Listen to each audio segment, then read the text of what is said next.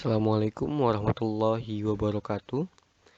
Saya Muhammad Bintang Indra Hidayat dengan NPM 220810701023. Saya akan menjelaskan tugas kedua mata kuliah basis data dalam bentuk laporan. Lanjut saja, kita akan melihat ELD yang saya pakai. Yang saya pakai adalah ELD yang pertama, yaitu ada dua entitas, mahasiswa dan mata kuliah. Yang keduanya ini berkardinalitas one to many. Oleh karenanya, primary key dari mahasiswa nanti akan dibawa ke tabel mata kuliah sebagai foreign key. Nah, karena dia one to many, tidak ada tabel relasi tambahan, maka atribut total SKS ini bisa kita tempatkan di tabel mahasiswa atau di tabel mata kuliah. Jadi saya menempatkannya di tabel mata kuliah. Oke, pertama kali kita akan membuat tabelnya. Proses pembuatan tabelnya dengan query create tabel, terus nama tabelnya, dan atribut-atributnya sesuai tipe data yang kita inginkan. Seperti ini. Begitu juga dengan tabel mata kuliah, sama. Kita menambahkan foreign key NPM, yang itu dia dari tabel mahasiswa. Perbedaannya hanya itu. Oke, lanjut. Yang kedua adalah kita memasukkan data ke dalam tabel yang telah dibuat. Oke, kita pertama masukkan data ke tabel mahasiswa. Kita akan memasukkan minimal 10 data. Oleh karenanya kita menggunakan query insert into nama tabelnya, yaitu mahasiswa, values. Nah, kita akan mengisi datanya itu sesuai dengan tipe yang diinginkan. Jadi misalkan NPM, tadi kan integer. Maka kita akan menginsertkan yaitu data yang berbentuk bilangan bulat.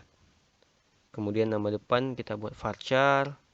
Jadi kita harus tulis karakter seperti ini, dan selanjutnya seperti itu juga. Oke. Di tabel mata kuliah juga sama.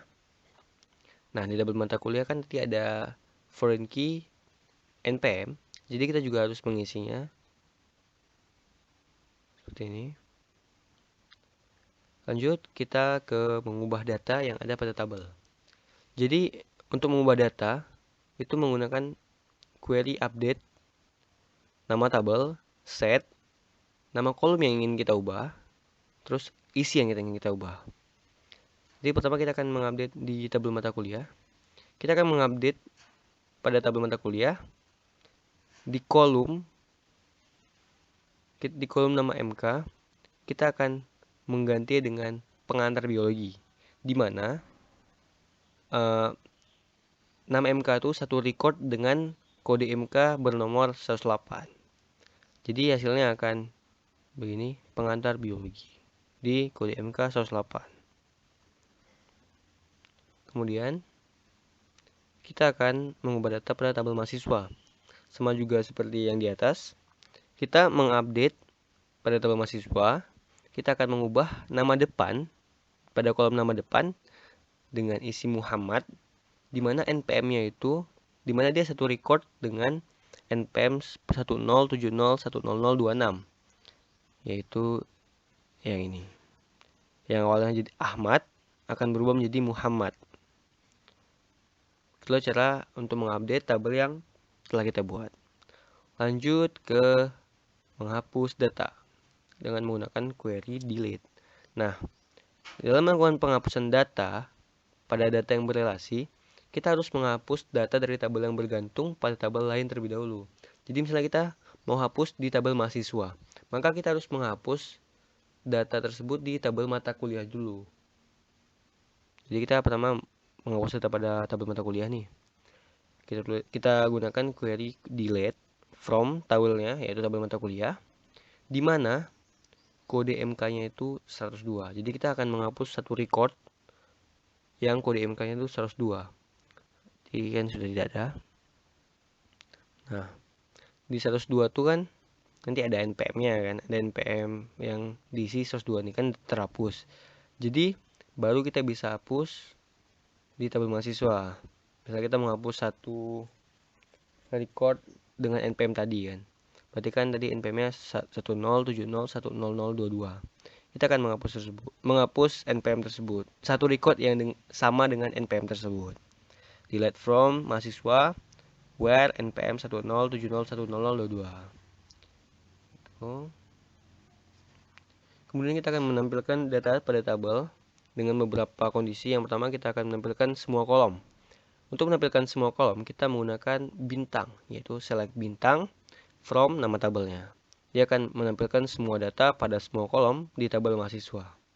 Lanjut, kita akan menampilkan data pada kolom-kolom tertentu saja. Jadi kita harus menyebutkan kolom-kolom yang ingin kita tampilkan. Select nama kolom yang ingin ditampilkan, yaitu kode MK, nama MK, from tabel yang kita inginkan, yaitu mata kuliah. Contohnya itu. Lanjut, menampilkan data dengan query select dengan pernyataan where. Nah, pernyataan where ini digunakan untuk memfilter data agar hanya data yang memenuhi kriteria yang akan ditampilkan. Di sini kita contohkan, select bintang from tabel mahasiswa di mana where di mana NPM itu lebih besar dari 1070100026. Jadi yang ditampilkan adalah yang lebih besar dari nilai tersebut. Ada 27, 28, 29, 30. Lanjut, kita akan menampilkan dengan query select dengan menggunakan operator N. Nah, N ini digunakan untuk memfilter data dengan lebih dari satu kondisi. Jadi dia akan ditampilkan jika keduanya itu semuanya itu true. Misalnya kayak gini kan. Select kode MK, nama MK, SKS from mata kuliah. Ketik where kode MK itu lebih besar dari 104 dan SKS lebih besar dari 2. Jadi yang ditampilkan yang kedua-duanya ini yang memenuhi kedua kondisi tersebut. Seperti ini. Lanjut, kita menggunakan operator OR. Kalau di OR, dia akan menampilkan data walaupun hanya satu yang benar. Pokoknya setidaknya harus ada satu pernyataan yang benar. Jadi select bintang from mahasiswa where NPM lebih besar dari 10701007 atau alamatnya itu tebing tinggi. Nah, di tebing tinggi ini kan NPM-nya tidak lebih besar dari 107, tapi tetap ditampilkan juga karena OR ini lebih luas batasannya. Kemudian kita menampilkan data menggunakan operator between. Nah, kalau between ini memfilter data dengan membatasi rentang nilai tertentu pada sebuah kolom. Jadi kita contohnya itu select nama kolom yang kita inginkan, NPM, nama depan, nama belakang, bisa juga dengan select bintang from mahasiswa, tabel mahasiswa, di mana where NPM itu between antara 1070100021 dan 28. Jadi yang ditampilkan adalah dari 21 sampai 28. Between ini juga kita bisa buat dengan between not. Jadi kalau between not berarti kecuali data yang tersebut. Berarti kecuali data yang ini. Tuh. Lanjut ke yang kita akan menampilkan data dengan menggunakan operator like. Like ini untuk mencari data pada kolom yang cocok dengan pola karakter tertentu. Operator ini dia biasanya ada dua itunya. Tandanya ada bintang, ada persen sama underscore. Jadi kita contohnya nih select bintang from mata kuliah where nama MK, di nama MK tuh isinya tuh ada pengantar. Pokoknya di awalnya itu pengantar, kemudian setelahnya itu bebas. Maka yang akan ditampilkan adalah isi yang ada pengantar nih. Yang ini juga beda-beda kan, seperti itu. Lanjut yang terakhir, kita akan menggunakan operator in.